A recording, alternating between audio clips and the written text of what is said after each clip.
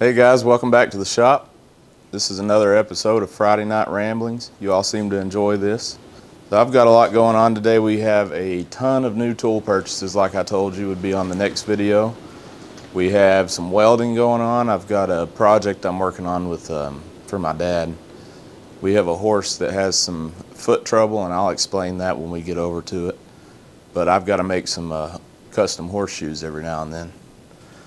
So that's what we're working on. I'm going to zoom you in here and show you all the new, we've got a whole mess of new tools here.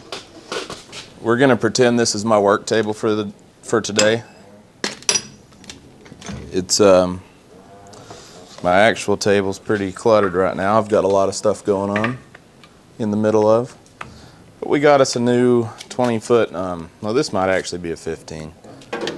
This is a coil hose pneumatics for that blowgun you saw last week. This just took its sweet time getting here. I need a few more. I like to have one at every machine that needs air or chips blown away. But I'm just really picky with like that. And we got us a nice little crow's foot, 3/4 inch crow's foot wrench. I'll show you what that's for here in a minute. You may be thinking, how's that related to anything? But it's Tecton and it's made in the US apparently. I didn't know they made tools in the US.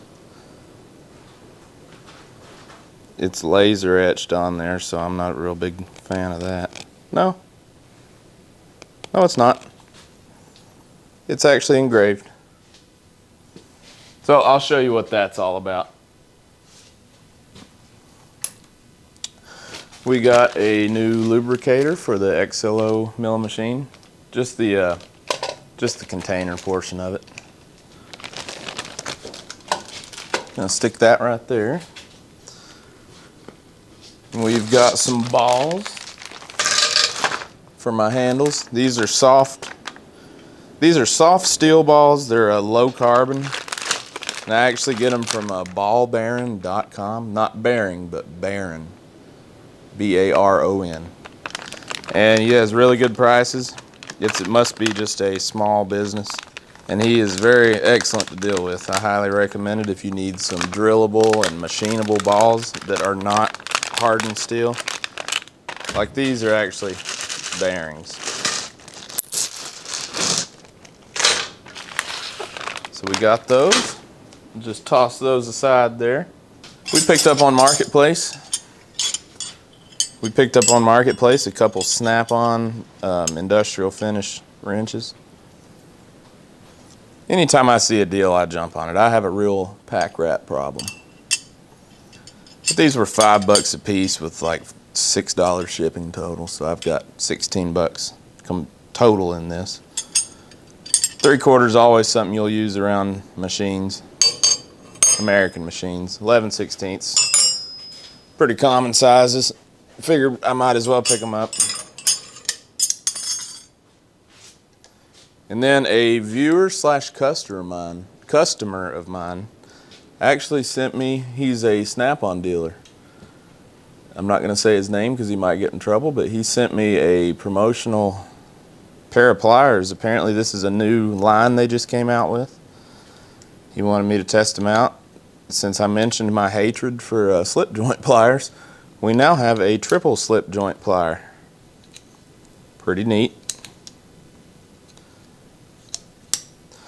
But I've actually been using them quite a bit. They're really nice. They're real grippy, just like I've got some other Snap-on needle nose pliers. And I've always been a fan of these. I'm a big Snap-on fanboy, so you'll learn that about me. I'm just too poor to afford their toolboxes. But I've got their wrenches and all their ratchets and a bunch of pliers and specialty tools and stuff. I do some mechanic work. And we got one more thing before the big KBC Tools order. Whoa! A couple more things before the KBC Tools order. We've just got a cheap set of 1/8 inch parallels from Shars. I use these. I've got like 3 sets now of the same, but we have some new milling machine and we've got new vise. I showed you that, so we needed some things for that. And I'm always hunting down parallels, so I pick these up periodically. I figured 4 or 5 sets of the same will be enough. And we've got one last tool before the KBC Tools order. We bought on eBay a set of gauge blocks. Now these are not anything extremely fancy. I have no idea where these are made. They're Swiss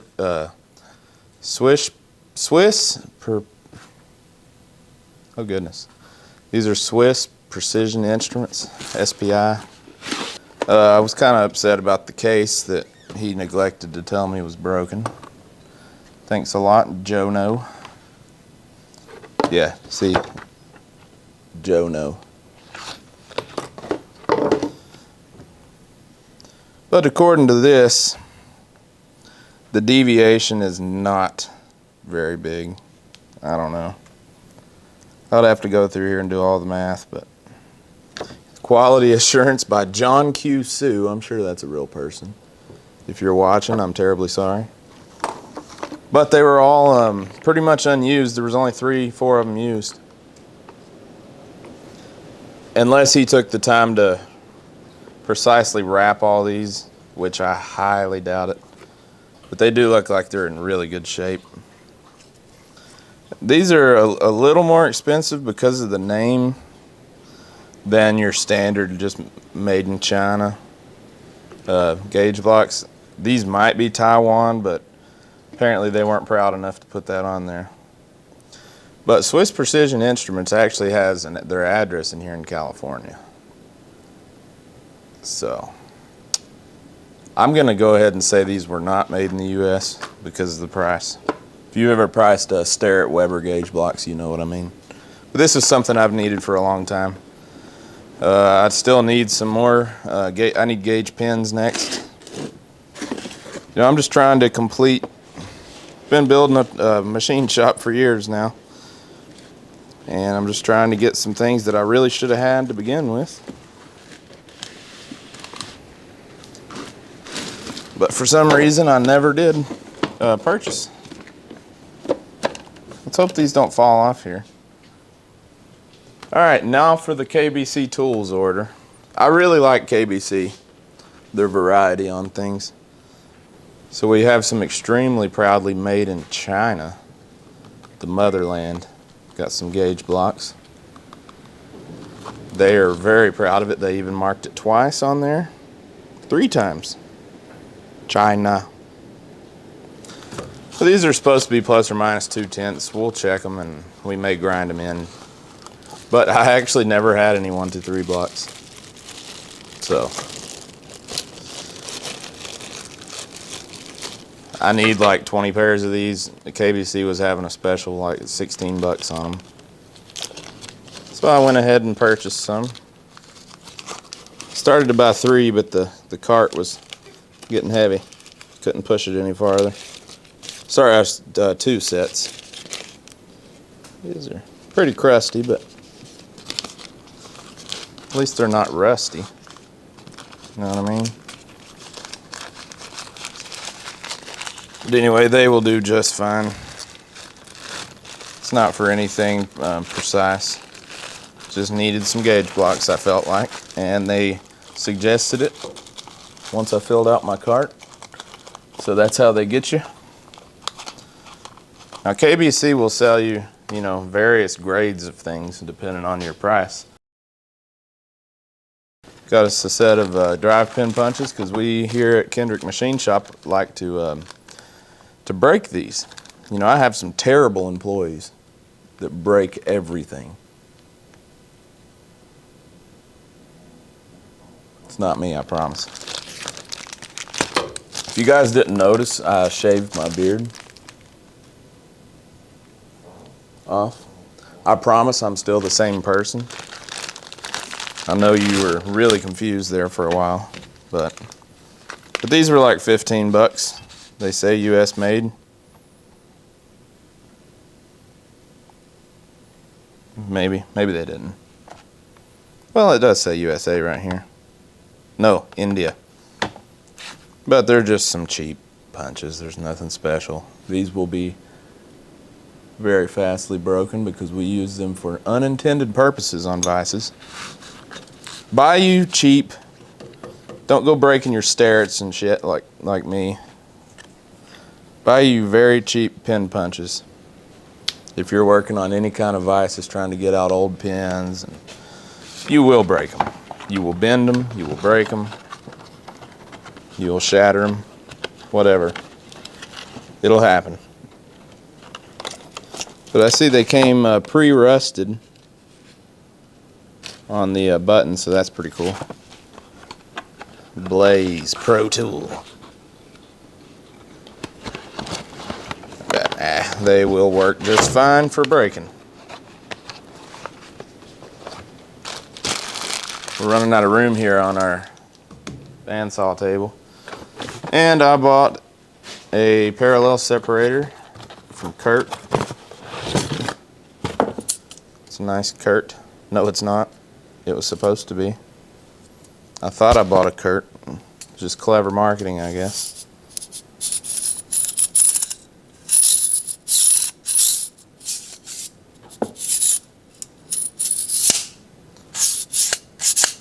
Should work just fine. It's made by Automatic Products in the US. I really thought that was a Kurt, so I'm kind of upset there.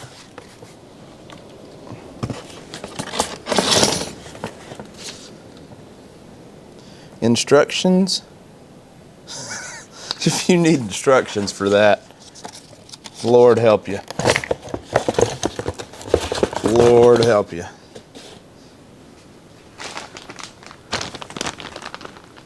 All right, and a few more things from KBC.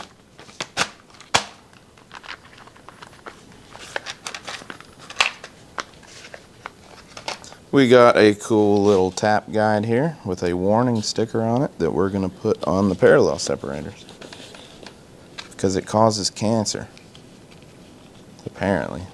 This tap guide can cause cancer.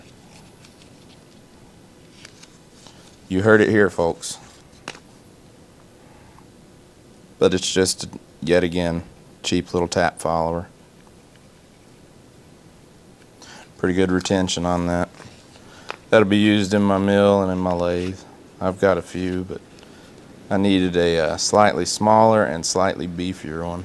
And this one right here fit the bill. It's a micro tap guide made by Fisher.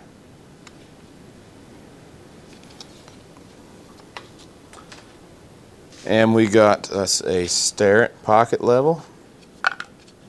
I've wanted one of these, just something cool. You know, they will come in handy. It's a little precision level. I don't know how precise, but I'll have to read the specs on it. But it's sterret. The box says made in the USA, but I wonder if that's a trick, if the box is. But this isn't, because this is not stamped. It's a sterret number 135B. 135B. But that'll come in very handy right there. And last but not least, we got two turning holders here. These are Toolmex brand, TMX. Oh, and I'm too stupid to open it properly. Made in Poland. We got our, well, I'm not going to read all those letters, but you get the picture. Just some turning tools. Right and left hand. Got the inserts for it. We just bought 4 of these. They're a Corloy. 5 of these, sorry. They look rather shiny. I've never used this style of insert, but pretty neat. They're VCGT 331s. VCGT 331s by Corloy. We're just going to check them out on the lathe. This is JCL.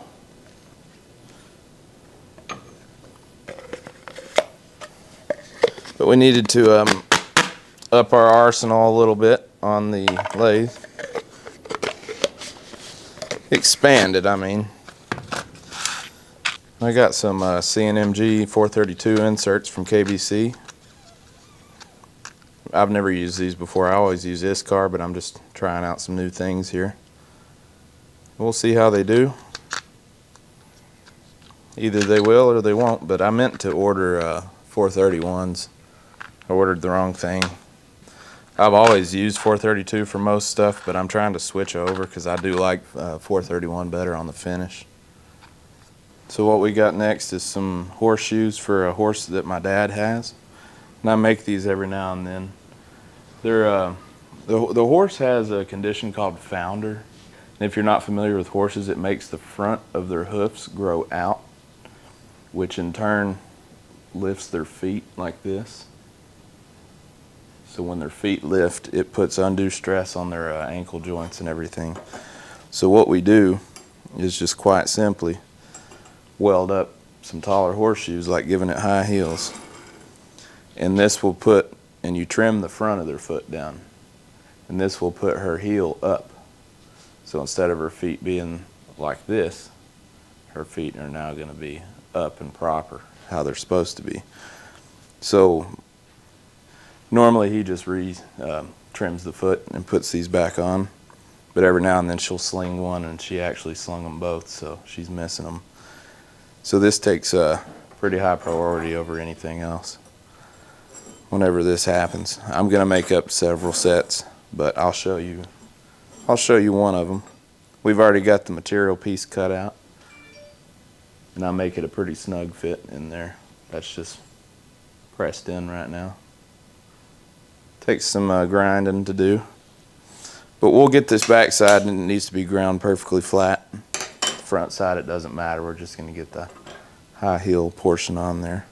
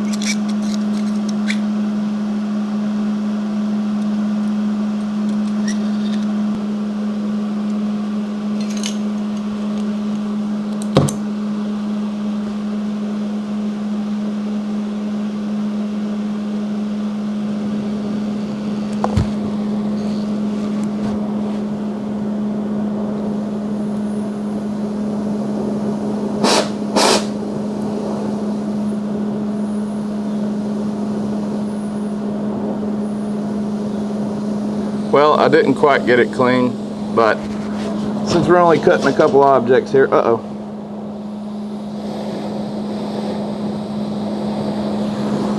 we're gonna clean it later. So I need this done.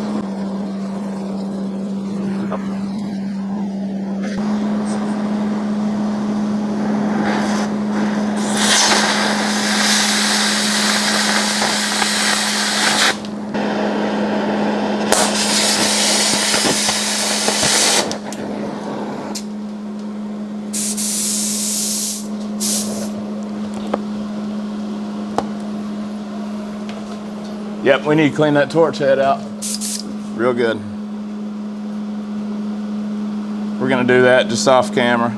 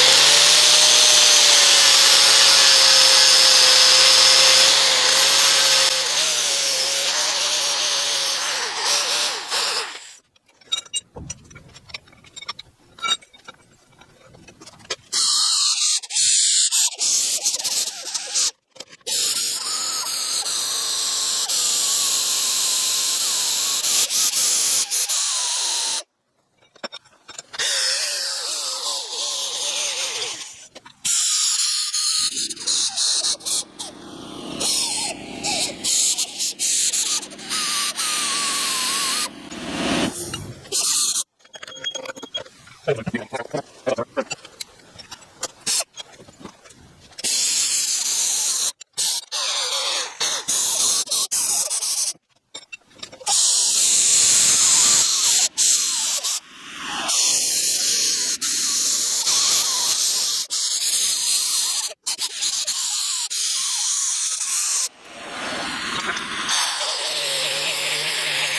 sure we're not bending them.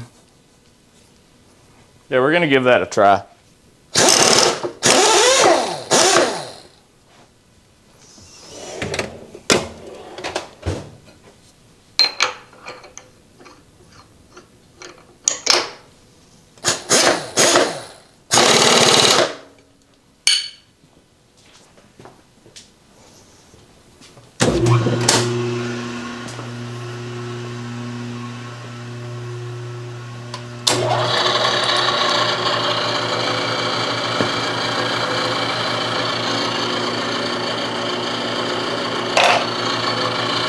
Almost forgot to mention we put both our vices on here, and we put in our octane work holding T-slot covers. And we also got our whatever that's called, digital readout for the knee installed.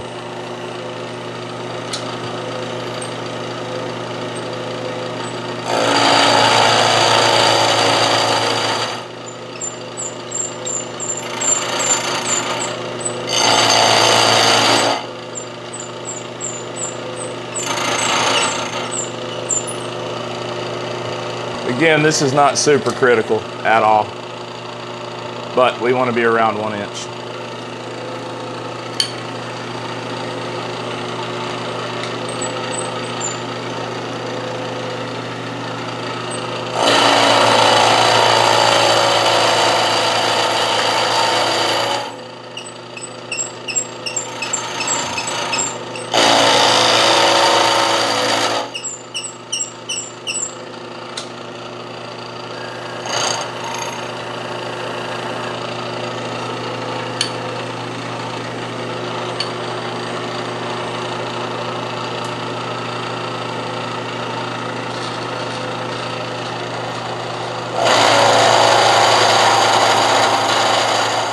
About 300 thou to come off.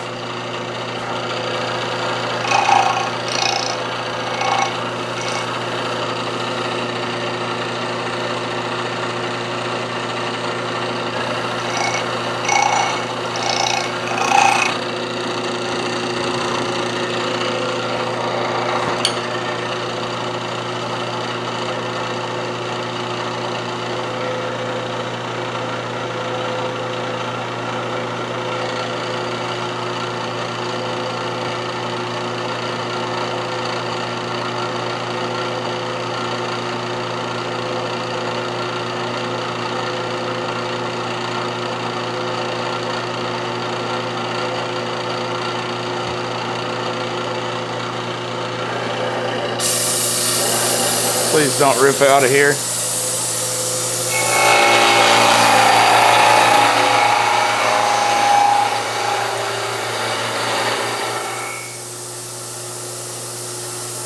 We did get both of our vices trammed on there. They are within 2/10 from the right side of the right one to the left side of the left one. Very straight. Vertically, they are within half a thou, side to side on the bed and on the top of the fixed jaw.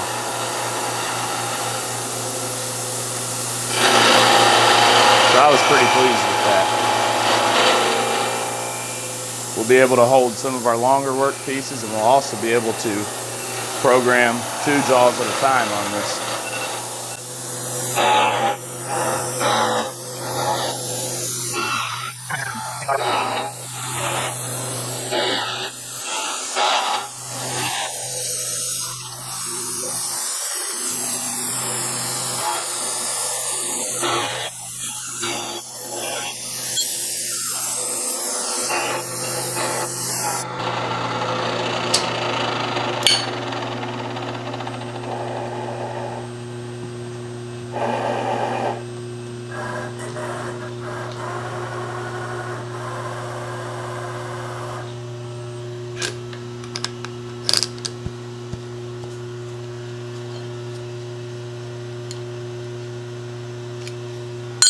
All right, they're within a couple thou of each other. Perfect.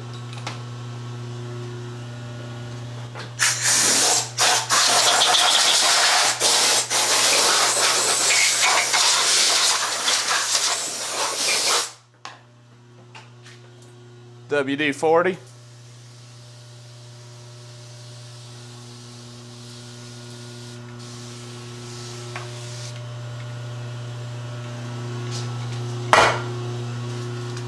All right, guys, so I'm actually running a little late for dinner here.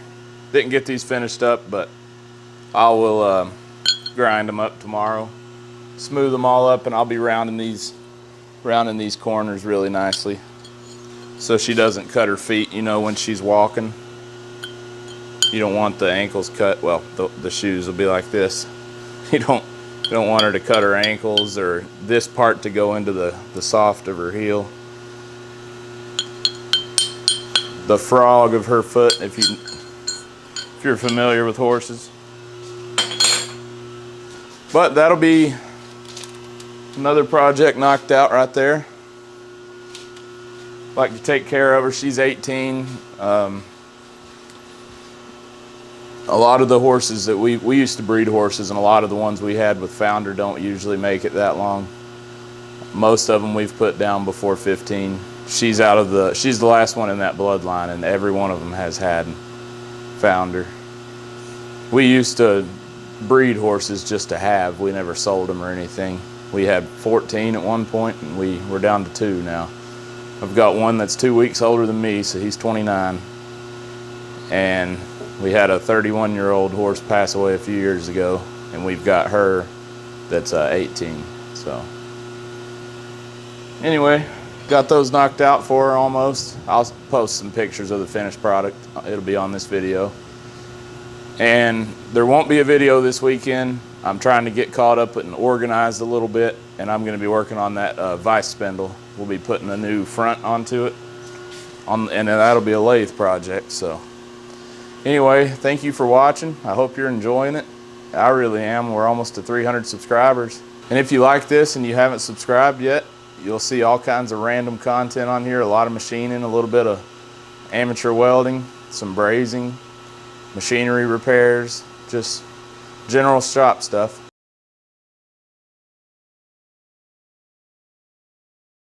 Anyways, guys, thanks for watching. I'll catch you next time.